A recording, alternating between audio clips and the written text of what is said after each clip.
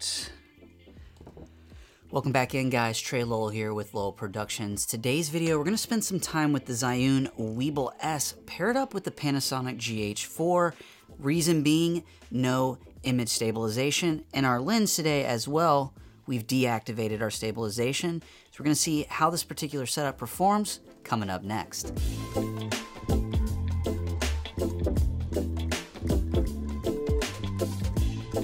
So we're going to go outside and we're going to take a camera with no stabilization, just the Zhiyun, shoot some footage in 24p and 30 frames per second, come back in, hop up in the editor, show you guys how it performs, and then you guys can drop some comments and we can discuss what you guys thought and was it worth a good purchase, or are you going to need a camera that already has some stabilization, or would it be nice to click that on and use it, but we won't. Nice ninja walking, going up and through the bushes as a reveal. Okay guys, so outside for the first time with the setup, currently actually rolling, using manual focus on the GH4.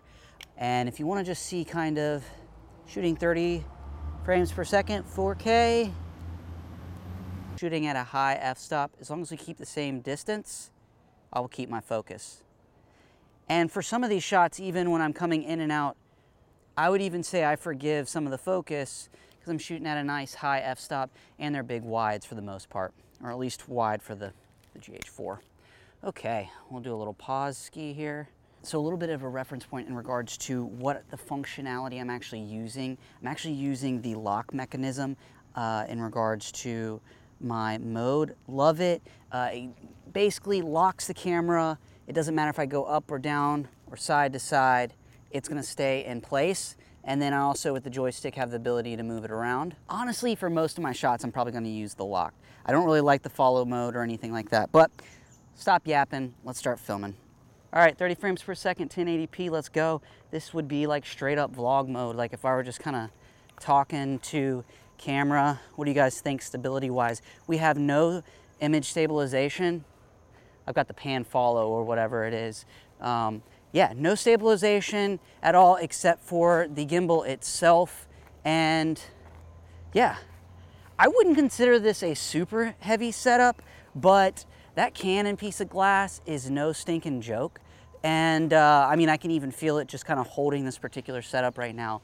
It isn't the easiest in the world, but you know, we'll do 1, 2, 3, and hopefully this bad boy will flip around. 1, 2, 3.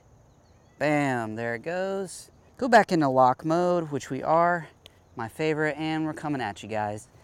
Doing our little ninja walk. Coming down.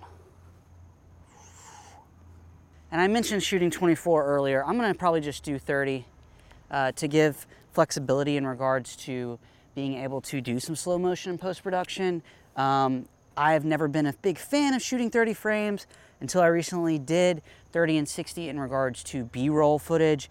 And then when I did my recent real estate project, had I not shot the 30 frames per second and slowing it down in post-production, I really don't know if that would have worked. So it was just a nice little bonus to use. So I'm here to say 30 frames per second slowed down upwards to 80% or down to 80%, gets good results and it helps with stability. Another thing we'll probably end up doing is let's do a quick run with this bad boy. All right, goal here, fast as possible. We're gonna shoot at a high f-stop, f8, mainly so we can get as much in focus as possible. And I'm gonna be holding this one hand, running as fast as possible at that camera. And 1, 2, 3, go.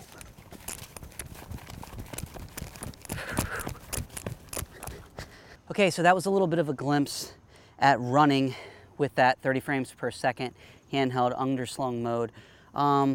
You know, real quick, we'll do a couple others so you guys can see holding it underslung. I really enjoy this mode. I feel like I have a ton of balance and it stays super steady. And if I want like double balance, I'm gonna do both hands and then a little ninja walk right there, right by the camera.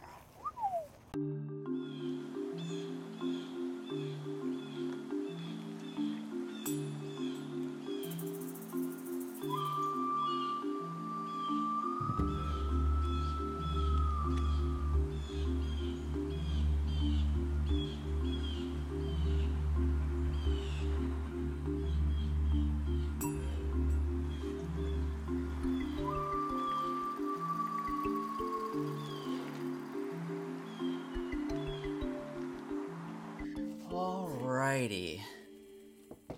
So, now that you guys have gotten a little bit of a glance at how the Zhiyun would perform with a camera that has no image stabilization or lens stabilization, I'd love for you guys to pause your video real quick, drop a comment in the comment section below, kind of what you guys thought between the footage that was a little touched up and the footage that was straight out of camera. I'll give you guys a sec.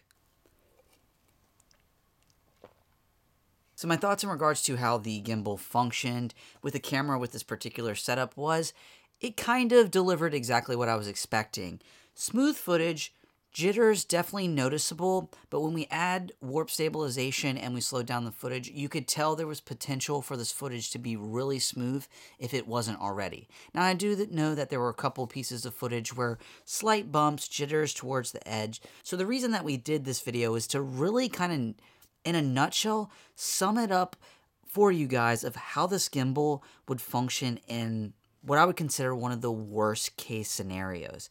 The vast majority of you guys, at minimum, are probably going to have stabilization on your lens, and even more of you guys, or half of you guys, are probably going to have in-body stabilization, whether it be Canon, whether it be Sony, or Panasonic, or Fuji, or it could keep going down the line.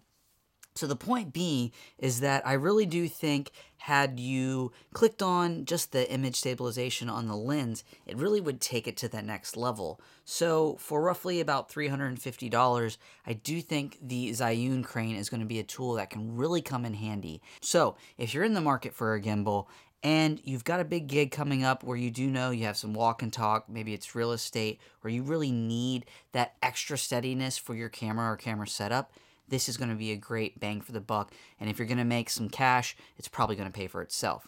Now, if you're just an enthusiast, kind of goofing around, and you do have a camera that has some slow-mo, has a little bit of IBIS, and lens that have IBIS, I don't know if you're going to get a lot of value out of something like this, but that's just my personal opinion. I love your comments in the comment section below. But hey guys, it's Trey Lowell with Lowell Productions, and as always, if you like this video, go ahead and hit that like button. If you like the content I keep creating on this channel, go ahead and hit that subscribe button. And I need to take a sip of this beer after all this yapping, but I hope you guys enjoyed this piece of content.